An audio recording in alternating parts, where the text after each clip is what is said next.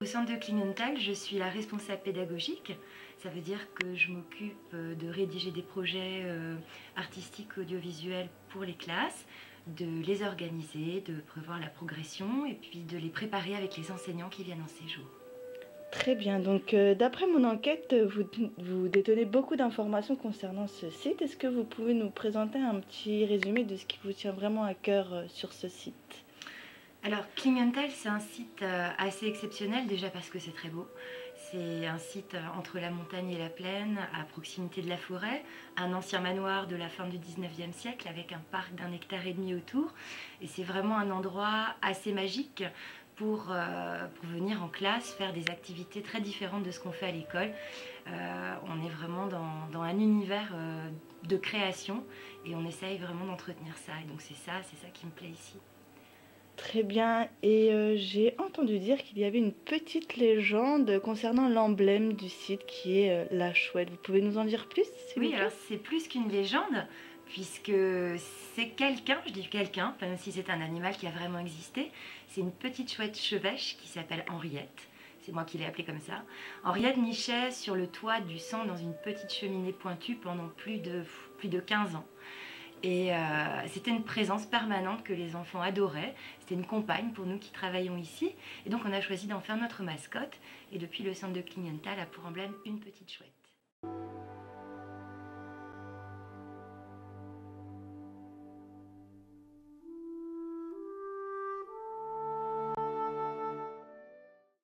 Je suis secrétaire général. Secrétaire général, c'est une fonction à la fois de direction des services et une fonction politique qui consiste à faire le lien avec les administrateurs, les salariés, et puis animer tout le projet, ce qu'on appelle nous le projet fédéral, c'est-à-dire la fédération dans ses lignes diverses, dans ses applications. C'est autant sur les vacances, je parle des vacances puisque là actuellement il y a une formation BAFA, sur les voyages éducatifs, sur ce que nous appelons l'éducation et la réussite scolaire, le centre de Klingenthal, etc. Donc c'est un ensemble de pôles d'activité au sein de cette fédération qui ont besoin forcément d'être coordonnés. Et c'est ma fonction. Oui, alors le terme éducation populaire lui-même déjà renvoie à un certain nombre de notions qui sont celles de l'éducation à la citoyenneté, à l'autonomie.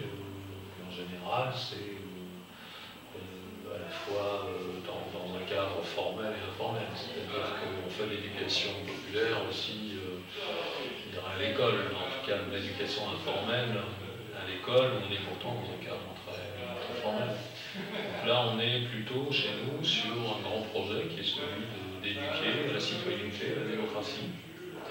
Parce que historiquement, la Ligue, c'est cette histoire-là. C'est-à-dire que c'est le suffrage universel, les valeurs de la démocratie, qui sont là en l'occurrence mises en avant et qui sont portées par des personnes qui défendent ces valeurs-là autour d'un élément central qui est la laïcité. Une fois qu'on a exposé les valeurs, je dirais que les objectifs sont en termes d'action, en termes opérationnels. Ça va être à la fois accompagner l'école dans son évolution, dans un certain nombre de missions qui sont, je dirais, liées à un savoir-faire que nous avons, c'est-à-dire autant, je disais tout à l'heure, les voyages, je parlais des vacances, je parlais de la réussite éducative, c'est-à-dire aider les familles à se rapprocher de l'école, mais aider aussi les enfants dans des situations un peu compliquées,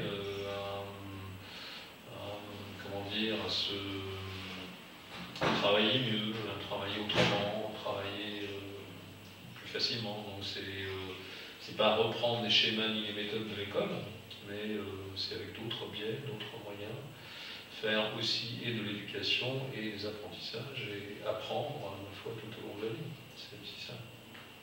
Lingenthal, au départ, c'était une auberge de jeunesse. Donc ça a été racheté par la Ligue de l'enseignement, effectivement, pour en faire un centre audiovisuel. Enfin, ce qu'ils appelaient à l'époque des classes de découverte, classes nature, donc, ou des classes transplantées. À un moment, donc dans les années 60-70, et surtout par la suite où ça a été développé autour de l'audiovisuel et du multimédia, à un moment où l'audiovisuel et le multimédia explosaient en fait au niveau des technologies, etc. Ça a été un lieu très prisé, très demandé, très fréquenté, très repéré dans ce domaine-là pendant 25 ou 30 ans. Et puis évidemment, la foi maintenant, chacun se procure d'ailleurs, preuve en est, son matériel, son appareil photo, sa caméra, etc. Et puis tout ça se démocratise. Donc effectivement, les demandes, les besoins en classe de découverte se sont, comment dire, modifiés. Et donc là, actuellement, on accueille toujours avec l'outil photographique ou audiovisuel, on accueille sur d'autres thématiques de séjour. On a autant du théâtre que du journalisme, que du conte, etc., ou des arts plastiques, par exemple. Mais on est dans l'audiovisuel tout le temps, donc on capte des images qu'on diffuse, voilà. Donc autant savoir, je dirais, s'en servir, et surtout savoir les lire, les comprendre, savoir comment on les manipule dans le meilleur sens du terme, et peut-être dans le moins bon sens du terme, pour comprendre à quel endroit on peut être manipulé. Donc c'est extrêmement important de ce point de vue-là.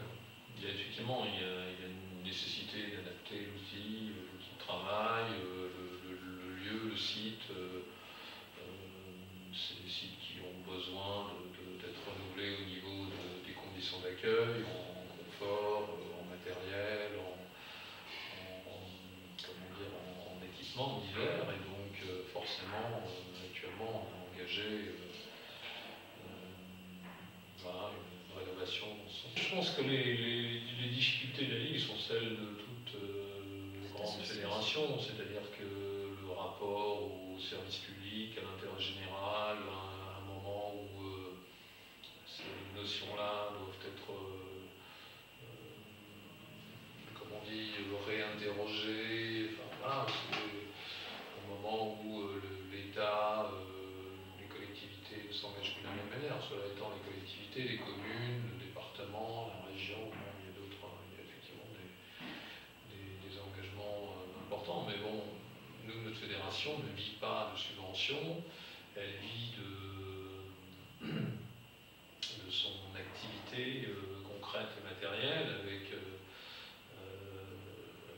un travail auprès de ses adhérents.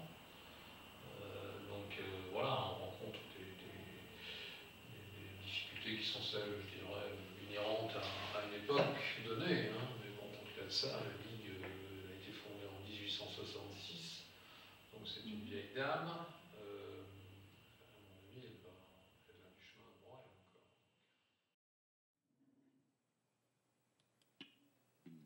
Je suis venu te dire que je m'en vais.